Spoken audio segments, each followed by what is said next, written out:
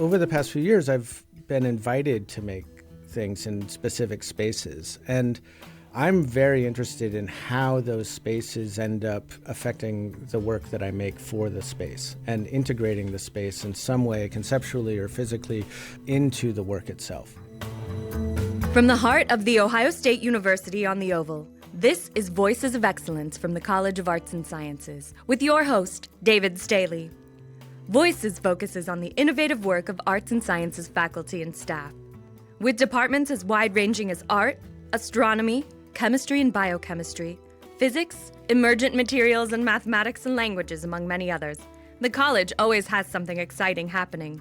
Join us to find out what's new now. Joining me today is George Rush, a professor in the Painting and Drawing program of the Department of Art at the Ohio State University College of the Arts and Sciences. In addition to participating in numerous group exhibitions, since 2001 he has had solo exhibitions in New York, Copenhagen, Madrid, Miami, Santa Fe, and Michigan. He's received awards from the New York Foundation of the Arts and the Pollock Krasner Foundation. Professor Rush, welcome to Voices. Thanks. Thank you for having me.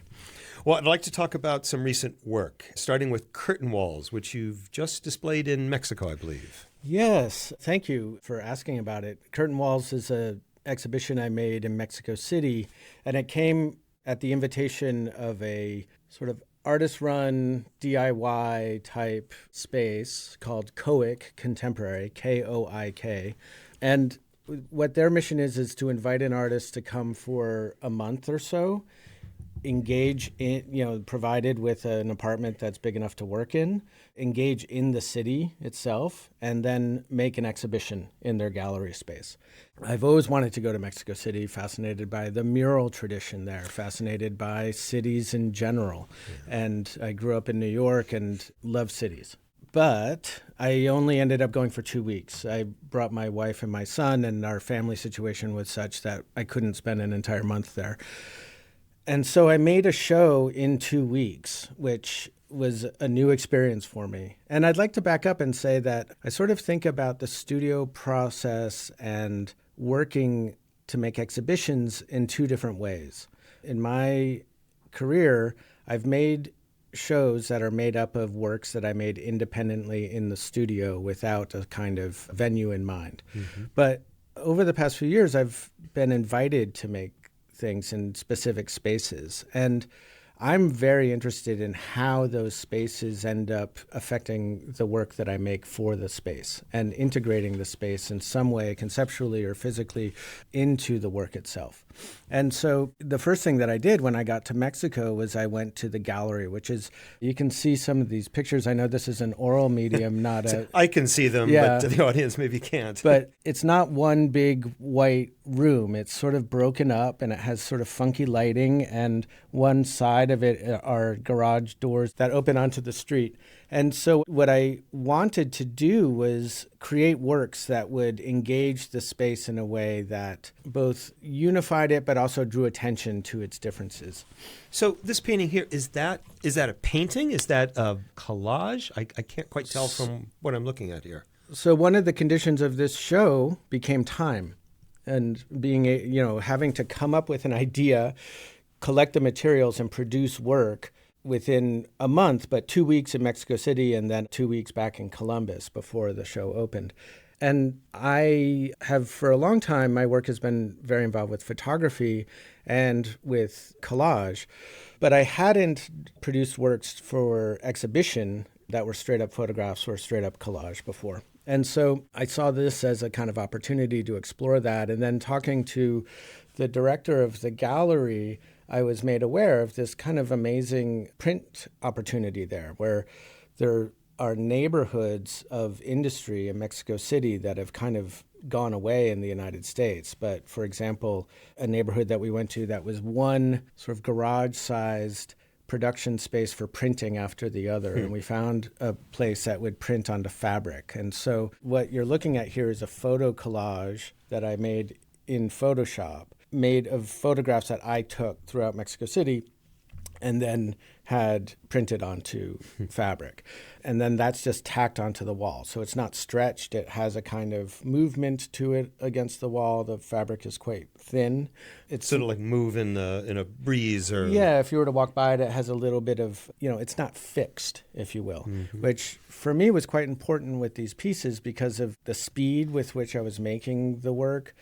The subject matter itself is really the streets of Mexico City, and how does one that's not from there even begin to engage in it? And I wanted the show to really reflect my condition as being somebody that's not from there, visiting for a short amount of time, not quite as a tourist, but certainly not as anybody with any expertise. And what are the types of things that one notices? And so this piece that you're looking at is a series of photographs of different walls. Walls are hugely important in my work, but also in Mexico City. There's, as opposed to, let's say, a city like Paris or even New York, there's no uniformity in Mexico City. Everything seems to be sort of aggregated. And so I was really, really interested in how in one block you would see a huge variety of wall coverings, decorations, window treatments, etc. And then sort of integrated into that are some smaller images. There's Trotsky's cane from the Trotsky House Museum. My mother died a month before I made this piece, so there's a little photograph of her head and of me holding her hand. There's some other sort of little narrative pieces in there as well. And as you can see, the pieces were sort of big, like this is about 6 feet. There was another kind of work that was in the show that's closer to straight up photographs, also printed onto fabric, about 30 by 40 inches. These were photographs that I took, again, walking around Mexico City. And then in Photoshop, I processed them so that they are made up of a very, very sort of broad halftone, color halftone. And so if you get close to them, they are quite difficult to get into focus, and you have to sort of step back to have them be in focus. Like pointillistic almost. Yeah, totally. Absolutely. And I was really interested in how Mexico City, and again, this is coming from, admittedly, the point of view of somebody that's totally naive about Mexico City and what it would be like to live there. And it's an incredibly complicated place. There are 22 million people, et cetera. But what I saw is all these points of sort of micro resistance. So this is a photograph of a board that had all of these advertisements for software, AutoCAD, Windows, Adobe software, but it was all counterfeit. Right. Oh. But it was being sold on the street. And there's another image of, let's say, like a record store that's just in a small kiosk on the street. Or there's an image of sneakers being sold, Nikes, in a marketplace. And again, whether they're authentic or not, to me, isn't so much the issue. It's that this isn't Foot Locker. It's not Walgreens. It's not Walmart. These are, in a sense, I felt as if I was seeing the capitalism of my childhood, where, not everything was put into a big box store. And I found that actually quite hopeful. The third piece, the third type of work in the exhibition was a curtain that I made. And I wanted to divide the space in some way. Is that a solid wall that I'm seeing right there? And is the curtain passing? Yeah, so this is a column, Yeah. and then behind the column is this curtain. And the curtain is about 7 by 7 feet, and it is made by printing a photograph of a curtain seen through a plate glass window onto flat cloth. So the illusionism that you're seeing is just that. This is flat. And it's also double-sided. So on the other side, there's also this curtain image. A very, very, very, very small Christo. Sorry. Yeah. Well, it's more like a kind of Photoshop Magritte in that this is not a curtain. Right. But it created this kind of interesting experience where you're looking at something that's, you're also seeing the reflection of a glass that was in front of the curtain in the photograph that this originated from. And so it's a bit confusing when you're there, even though you know what you're looking at. Where do the ideas come from? So let's just take this show. I mean, yes, you had certain constraints, but the idea, for instance, to do this curtain or to depict the counterfeit goods, From where do ideas spring for you? That's a really good question. And I wonder increasingly if I have ideas or if I just happen upon things. And as I've gotten older, I've increasingly worked by photographs that I take of the world around me. Things reflect a kind of interiority or a sort of subjectivity, but they're not from me, if you will. And I, in a sort of half-joking way, feel like I less and less have an imagination. You know, I'm not a world builder in the way that many people are. And so to a certain degree, it's a kind of, I don't know, ethnography, documentarian kind of approach to things. But I'm an artist, I'm not a professional. And so I don't get too caught up in the sort of methodologies that are appropriate for that. I use my cell phone. I don't use any fancy equipment. You take photographs, you use your cell phone. Yeah. And that's really important to me, that it's this very, very basic thing that we all have. And that kind of technique approach comes really out of a kind of 20th century de-skilling idea about making. But of course, I've accumulated a lot of interest in my life. And, you know, so something like the curtain, I've made many, many, many paintings of curtains by hand, oil paintings, acrylic paintings, gouache paintings. The curtain is this kind of wonderful metaphor for painting. It's also kind of in the history of painting, you know, it's like a demonstration of skill. Like draperies on clothing and that sort of thing. Yeah, exactly. And it's also, you know, it has a kind of symbolic quality to it. You know, what's being hidden, what's being revealed. We're looking at something, but we're looking at nothing in a way. You said that curtains feature a lot in your work. Earlier you said that walls were important. Why walls? I think walls also have a really interesting relationship to painting. And paintings often hang on walls or are built into walls or are painted onto walls. They're flat. They have often a kind of texture. And I've long been, I've always been interested in architecture. My parents were architects, and I grew up around a lot of books and pieces of design, but I'm not so much interested in architecture per se as architectural history or the images of architecture or how architecture plays a role in the way that we live and helps us organize the way that we live or frustrates the ways that we live. And so things like walls, windows, doors, curtains, I think feature in my interest. You've anticipated my next question, because architecture seems to appear in a lot of your work. Let's talk about Dresden Cabinet, which is most certainly about architecture. Yeah, this was my last project, and I made an exhibition at a gallery in Dresden a year and a half ago. In Dresden, Germany, yes. In Dresden, Germany, yeah. And that came out of a wonderful residency that the Greater Columbus Arts Council funds. And I was able... They're a sister city, I think. Dresden yes, is, exactly. Right? Yeah. So I was able to spend 2 months in Dresden in a residency at the end of 2021. Got to know the city, took a lot of photographs, made a bunch of paintings off of those photographs, and then had a show in a gallery there last year. Out of that, I was invited to make a project in this space. It just opened a couple weeks ago. And what we're looking at here in this image is a GDR era guardhouse that is in a public park that used to be part of the summer palace for the Dresden royalty. So this is like East Germany, former East Germany. Former East Germany. And it's been historically claimed, so they can't tear it down, and you can't do anything to it. You can't build anything into it. You can't sink a nail in the walls. But the architecture program at the Academy, one of their professors, Henning Haupt, has created a curatorial program where they're inviting artists to do small interventions. And I was really interested in this building. And so if I may, and I hope this isn't glib, it's a very small building. It reminds me almost of like a restroom at a rest stop. Absolutely. Like I said, I hope that's not too impertinent. No, it really is tiny. 2 sides of it have windows, 2 sides of it are closed. There's a sort of small porch.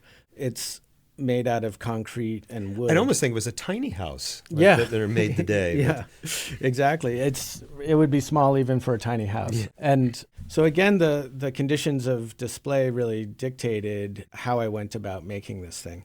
And speaking of having no imagination, all I could think about was painting the building itself. And so the idea really just came from doing a site visit to the building and then taking photographs of it in the evening. And then I returned to my studio and I made paintings of the photographs of the building, which then I had framed and photographed. And then I printed out those photographs onto very high quality paper, brought those prints to Germany, and then hung them inside of the house. So that's a print. So what you're looking at, is a print of a photograph of a painting of a photograph of the building itself. Have you done anything like that before, that sort of process? I think meta sort of pictures, if you will, has definitely been something that's snuck into my work, but this is the most extreme version of it. The second part of the exhibition, if you will, are the walls that are holding up the prints. Mm-hmm. And I've painted them in gray stripes. And those gray stripes are a reference to a piece of artwork that's in the Albertinum Museum, which is a museum in Dresden that has like classical through contemporary work. The piece in the museum is an Elizitsky piece called Dresden Cabinet. And it is a wall that is built to display other works of art. It was made in 1926. Liszewski was really interested in this blurring between painting, architecture, art, and I find him to be quite fascinating. And I love this idea of a wall to show other work. That seemed to be right in line with the way I'd been thinking for many years. So that's where the gray stripes come from. As I've looked at some of your other work, and as I'm looking here at Dresden Cabinet, would it be unfair to describe your painting as realist? Yeah, I think realism is a funny term. You can hear the hesitation in my voice. Yeah, sure. I mean, I think it's more representational, I would say. Realism, what is realism, right? Like, in a way, what I do is actually quite abstract because it has nothing to do with the actual thing. It's a flattened thing. It's from a photograph. It's very, very far away from its origin, but it's recognizable. And I am interested in the history also of painting and in what we call realist painting, representational painting. I'm very interested in the relationship between painting and photography. I think what I do is actually something sort of in between painting and photography, even if the final thing is often a painting or most often a painting, it couldn't really exist without the photograph. And so it's dependent upon the photograph. Both Dresden Cabinet and Curtain Walls, would you describe these as site-specific works? Absolutely. Yeah. How is that different? How is producing a site-specific work different, say, from your typical process, say, working in your studio? So right now I'm just working in my studio. I have no exhibition on the horizon. I'm not sure where these works are going to end up that I'm making. And I don't really, in a sense, site-specific is more a design problem.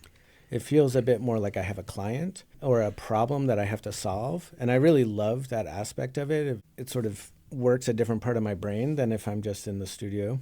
For me, art making a lot of the time is a kind of problem solving. And when the problem is clear, it can be quite enjoyable. When the problem's not clear or when the problem is messy, it can be kind of difficult. Take us into your studio. What would we see if we visited you there? So these days, most of the work in my studio are small gouache paintings. And tell us what gouache is. Gouache is, and actually I use acrylic gouache, which isn't real gouache, but gouache is a water-based medium, dense, opaque color, dries quite quickly, and comes in tiny, small tubes. So it's not great for big work, but it's terrific for small work. And what I do is I take thousands of photographs and then I choose from those hundreds, which I take a photograph, let's say, of a street scene, and then I'll take it into Photoshop, turn it into a line drawing using Photoshop, and then print it out onto paper. And then I paint onto that printout. So there's a kind of drawing accuracy that's derived from the photograph. I could project it or grid it out, but I want to make many, many, many images. The show I had in Dayton in 2023 was 205 of these images. Ooh. And they're all 11 by 14 inches, each derived from a different photograph. And they were made independently of the venue, but then they were displayed in a grid that went all the way around this large gallery. So what you would see is a pile of half-finished paintings, a pile of, on paper, and literally like 100 of them.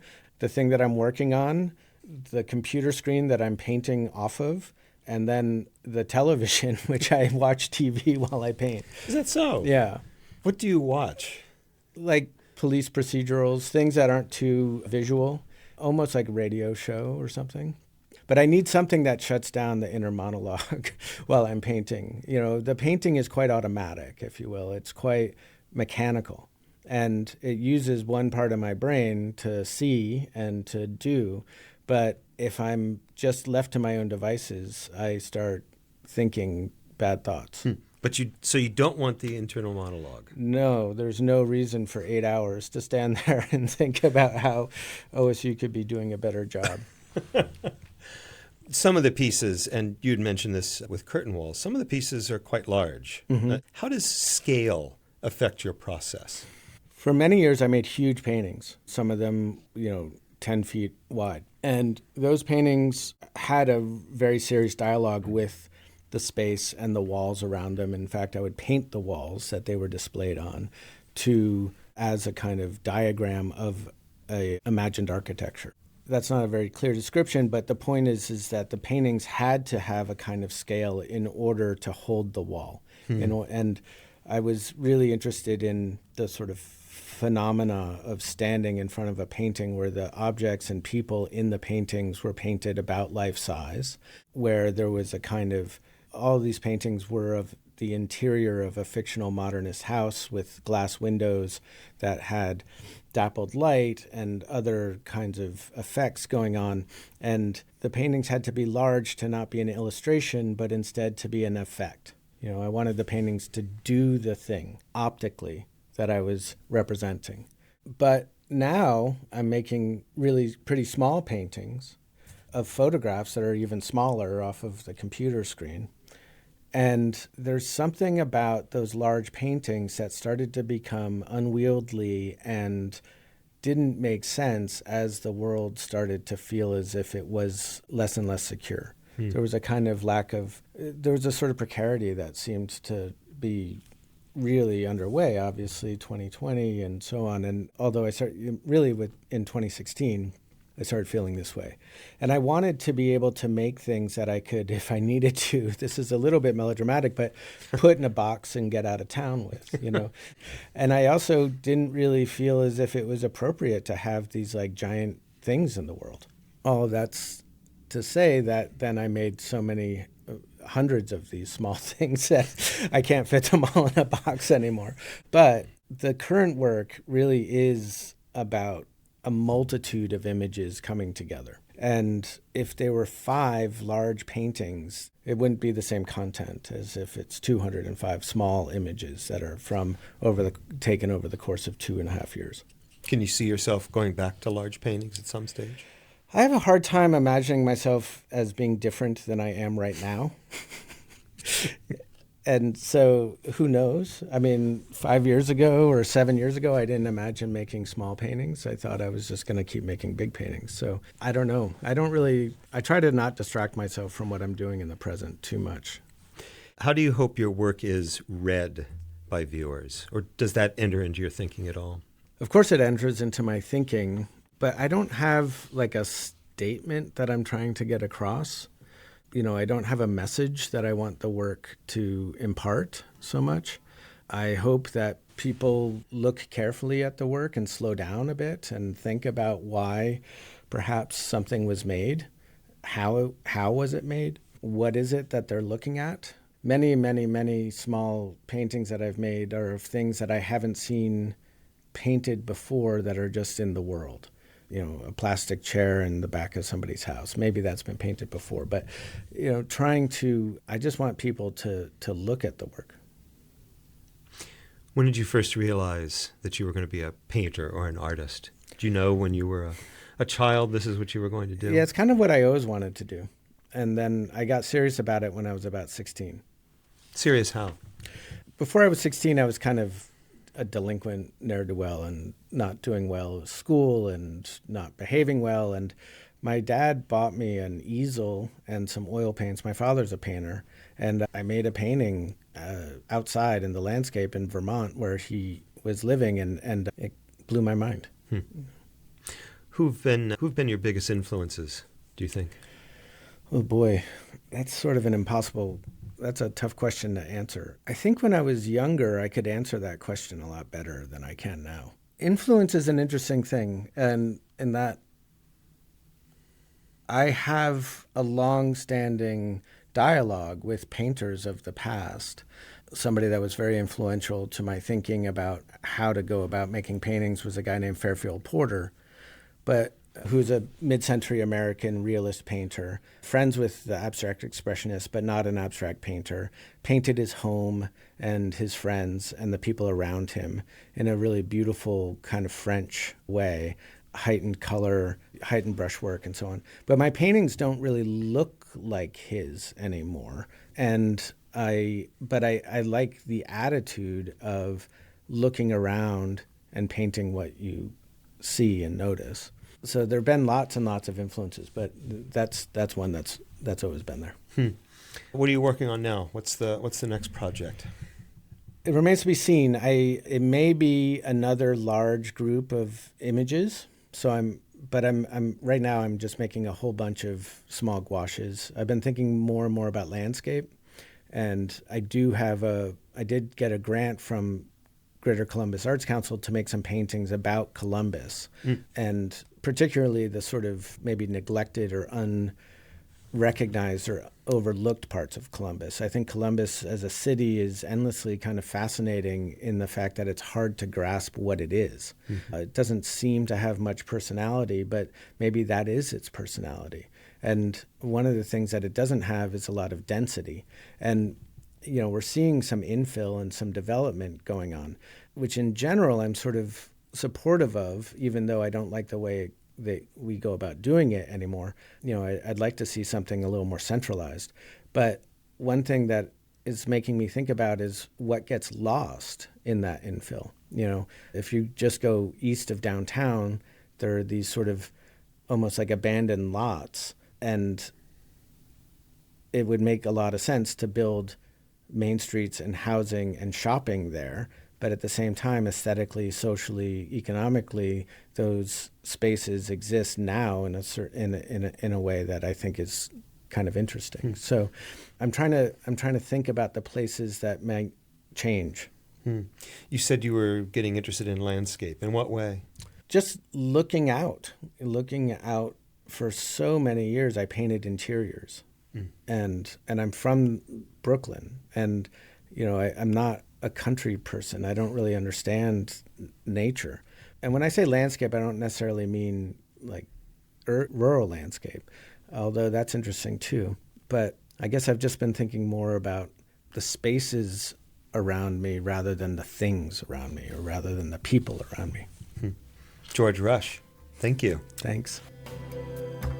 Voices of Excellence is produced and recorded at the Ohio State University College of Arts and Sciences Marketing and Communications Studio. More information about the podcast and our guests can be found at go.osu.edu/voices. Voices of Excellence is produced by Doug Dangler. I'm Jen Farmer.